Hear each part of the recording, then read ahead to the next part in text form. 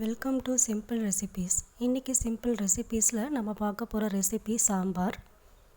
இது செய்கிறதுக்கு நான் 1 கப் பருப்பு எடுத்திருக்கேன்.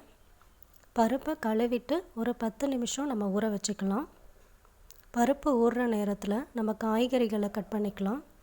இன்றைக்கி நான் 1 கேரட், 6 பீன்ஸ், 2 கத்திரிக்காய், 1 வெங்காயம், 2 தக்காளி, 10 பல் பூண்டு, 2 பச்சை மிளகாய் எடுத்து வச்சுருக்கேன். ஒரு நெல்லிக்காய் அளவு புளியை ஊற வச்சுக்கலாம். கட் பண்ண காய்கறிகளை நம்ம பருப்போடு சேர்த்து கொஞ்சம் மஞ்சத்தூள், தேவையான அளவு உப்பு, இது எல்லாத்தையும் சேர்த்து 1 ஸ்பூன் குழம்பு மிளகாய் தூளையும் நம்ம சேர்த்து குக்கரை மூடி ஸ்டவ்வில் வச்சு 3 விசில் வச்சு நம்ம எடுத்து வச்சுக்கலாம். இப்போது ஒரு சின்ன தாளிக்கிற கரண்டியில் கொஞ்சம் எண்ணெய் ஊற்றி 1/2 ஸ்பூன் கடுகு, 1/2 ஸ்பூன் சீரகம், 2 காஞ்ச மிளகாய், கொஞ்சம் கருவேப்பிலை, இது எல்லாத்தையும் சேர்த்து பொரிய விடுவோம். கொஞ்சமாக பெருங்காயத்தூள் இதையும் சேர்த்து பொரிஞ்ச பிறகு நம்ம தனியாக எடுத்து வச்சுக்கலாம்.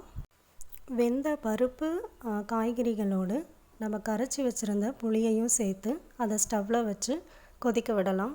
அதோடு நம்ம தாளித்து வச்ச கடுகு,